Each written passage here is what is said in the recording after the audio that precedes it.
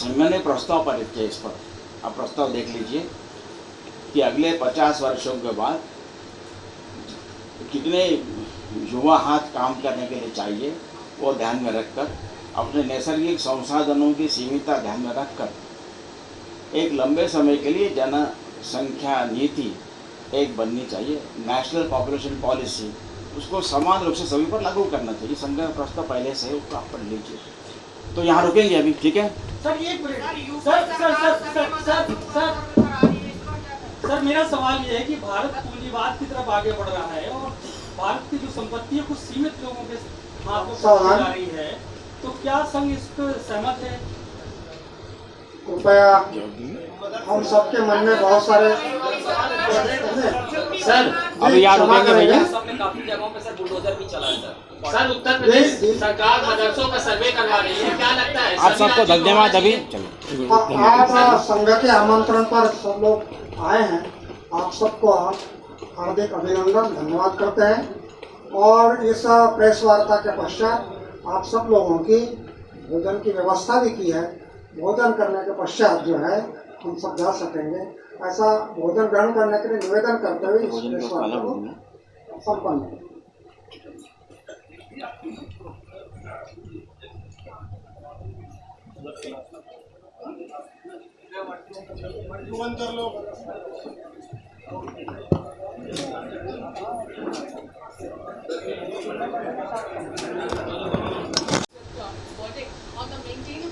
Let's wait for that. Let's wait. अगर निर्णय आने वाला है ना तो सर एक प्रश्न है।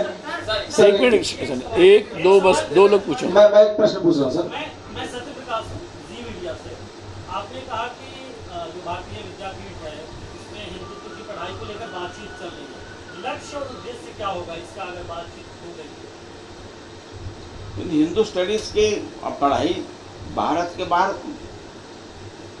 यूएस में और यूके में हो रही है, तो यहाँ भी होनी चाहिए ना।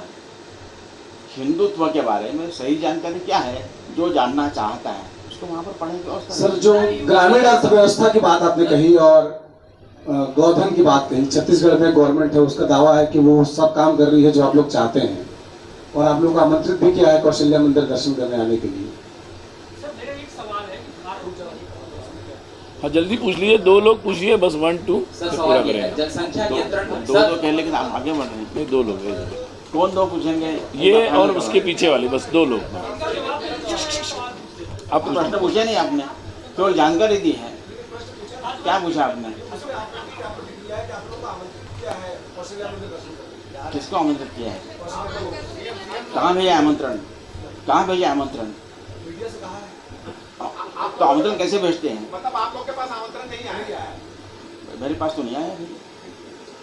सर सवाल, सर गौरव मिश्रा न्यूज इंडिया से। सर सवाल ये है, संघ के 100 वर्ष पूर्ण होने वाले हैं, क्या इन 100 वर्षों के पूर्ण होने पर संघ अपने अनुवांशिक संगठनों में कुछ विस्तार करेगा, बढ़ावा देगा? इसके अलावा दूसरा सवाल, जनसंख्या नियंत्रण को लेकर के कई राज्यों के मुख्यमंत्री इस बात को कह रहे हैं, संघ का क्या? बेसिकली माइग्रेशन क्यों हो रहा है? वहाँ पर सुविधाएं नहीं है, तो वहाँ सुविधा हो, वहाँ स्वास्थ्य सुविधा, शिक्षा सुविधा, रोजगार की सुविधा हो। अपने ज़मीन से कोई जल्दी छोड़ना नहीं चाहता है, तो सारा करेंगे तो माइग्रेशन नहीं होगा। शहर में आकर वो जिस तरह में रहते हैं, अपने अपने गांव में राजा के समान रह सकते हैं, आमदनी कम हो सकती है, खर्चे भी कम है, अपने ज़मीन से, त्योहारों से, समाज से जुड़ा रहेगा। इसलिए वास्तव में स्वाधीनता के पश्चात ग्रामाधारित आर्थिक रचना होनी चाहिए, ऐसा महात्मा गांधी जी का भी कहना था। उनके तो हिंदू स्वराज में उन्होंने इसका उल्लेख किया है, परंतु हमने यूरोपियन नकल करते हुए शहर केंद्रित विकास सारा काम शुरू हुआ। इसलिए केवल ट्राइबल नहीं, गांव भी खाली हो रहे हैं। तो इसलिए पहले जब भारत खूब समृद्ध था, भारत का विश्व व्यापार में 1700 वर्षों तक हाईएस्ट शेयर था, और भारत कृषि प्रधान देश ऐसा कहना सही नहीं है, क्योंकि भारत में कृषि अच्छी थी, लेकिन हम अनाज बेचते नहीं थे, हम गुड्स बेचते थे। तो यहाँ टैनिंग इंडस्ट्री अच्छी थी, तो चमड़े चीज़ें बनती थी, यहाँ पर मेटलर्जी अच्छी थी, तो स्टील, कॉपर, सोना चांदी चीज़ें बनती थी, कपड़ा अच्छा बनता था, स्पाइसेस बनते थे। ये उद्योग गाँव-गाँव में होते थे, घर में होते थे। तो भारत वास्तव में उद्योग प्रधान देश था पहले में। धीरे धीरे इसलिए फिर से हमको उस दिशा में आगे बढ़ना है। तो वहाँ अगर स्वास्थ्य, शिक्षा, रोजगार की उपलब्धता हो जाएगी, हो जाएगा कोई। इसका मतलब देश भर में कहीं नहीं जाना ऐसा नहीं है कि आज मजबूरन जो जाना पड़ रहा है वो नहीं रहेगा। चलो मुझे लगता है कि प्रश्न दो ले लेते हैं। लास्ट क्या क्या हिंदू राष्ट्र को लेकर लगातार मांग पूरे देश में बढ़ रही है। चूंकि संघ जो है शताब्दी वर्ष की तरफ लगातार बढ़ रहा है, क्या अधिकृत रूप से आप लोग मांग करेंगे कि हिंदू राष्ट्र घोषित हो, या क्या एजेंडा रहेगा? राष्ट्र मतलब समाज होता है। समाज तो हिंदू है ही यहाँ पर। इसलिए रविन्द्रनाथ टैगोर का एक कोट में आपको कहूँगा, स्वदेशी समाज में है, बहुत गहरी बात उन्होंने कही है। उन्होंने कहा कि अनेकता में एकता देखना और विविधता में ऐक्य प्रस्थापित करना, यही भारत के अंतर में पड़ा हुआ धर्म है। तो धर्म रिलीजन नहीं है। इसलिए भारत विविधता को भेद नहीं मानता, पराये को दुश्मन नहीं समझता। इसलिए नए मानव समूह के संघात से हम भयभीत नहीं होंगे। उनकी विशेषताओं को पहचान कर उनको सुरक्षित रखते हुए विदाउट डिस्ट्रॉइंग देम, उनको अपने साथ लेने की विलक्षण क्षमता भारत रखता है। ये टैगोर कह रहे हैं। आगे कहते इसलिए भारत में हिंदू, मुसलमान, बुद्ध ईसाई परस्पर लड़ते हुए दिखेंगे, पर वे लड़कर मर नहीं जाएंगे। वे एक सामंजस्य स्थापित करेंगे ही। वह सामंजस्य, उनके शब्द बता रहे हैं कोट, वह सामंजस्य अहिंदू नहीं होगा, वह होगा विशेष भाव से हिंदू। यहाँ के समाज तो हिंदू है ही, लेकिन हिंदुत्व को इनके व्यक्तिगत, सामाजिक, व्यावसायिक जीवन में प्रकट होने के लिए समाज को प्रयत्न करना है। ये राज्य को नहीं करना है, कुछ उसकी घोषणा नहीं करनी है ही, परंतु अपने आचरण में, जैसे फॉर एग्जाम्पल अगर सभी में एक समान ईश्वर विद्यमान है तो जातिगत भेदभाव क्यों हो रहा है? उसको दूर करना मतलब हिंदू राष्ट्र बनना है। अगर स्त्री पुरुष दोनों में यह दिव्यत्व समान रूप से विद्यमान है तो भेदभाव क्यों होना चाहिए? भेदभाव न करना मतलब हिंदुत्व है। केवल मेरे कमाई की तरफ ध्यान देते हुए लोगों का शोषण करना ये हिंदुत्व नहीं है। मुझे कमाना भी है, देना भी है, ये करना मतलब हिंदुत्व है। ऐसे हिंदुत्व को अपने पारिवारिक, व्यक्तिगत, व्यावसायिक, सामाजिक जीवन में मैनिफेस्ट करना मतलब राष्ट्र का हिंदू होना है। वो समाज के हाथ में है। इस दृष्टि में समाज आगे बढ़ रहा है, पहल हो रही है और खूब नए लोग जुड़ रहे हैं। थोड़ा हाथ उठा दीजिए तो समझ में आएगा। बीजेपी और आरएसएस ने जो बांध दिया, जो डैमेज किया, उसको हम मिटाने के लिए, उसको हटाने के लिए हम यात्रा कर रहे हैं।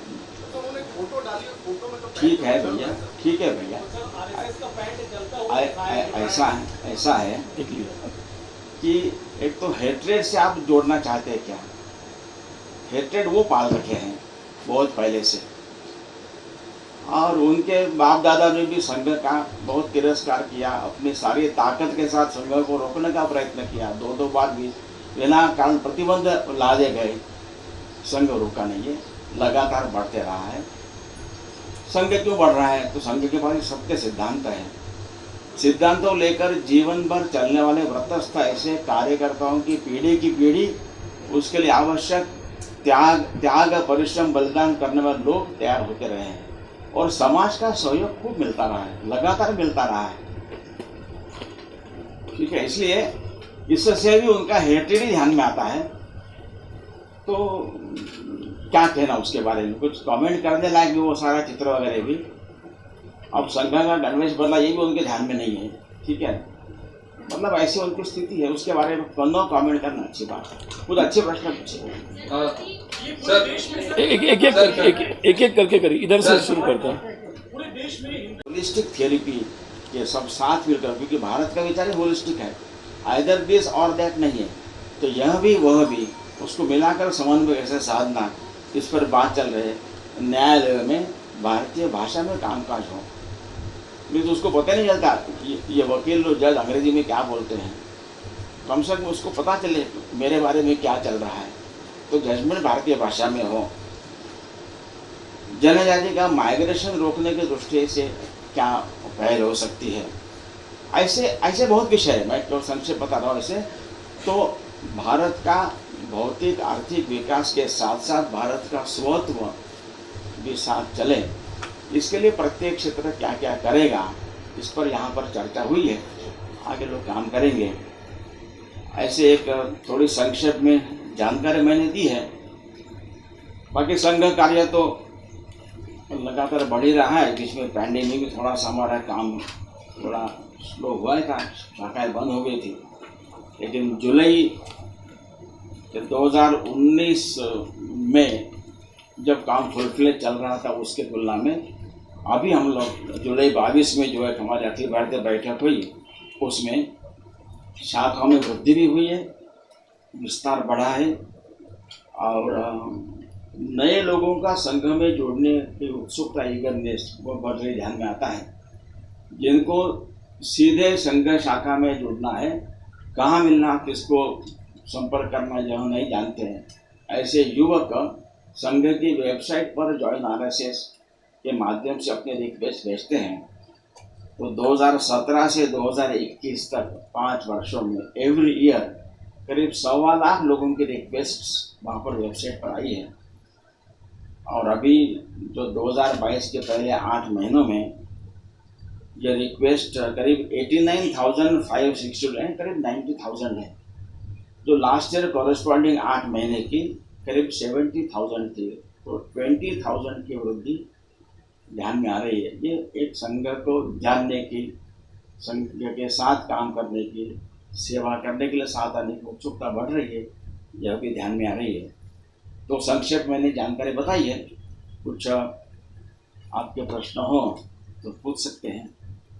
राजीव गांधी जी भारत जोड़ो अभियान और उन्होंने ये आरोप लगाया कि जितने भी देश के संवैधानिक संस्था है उसमें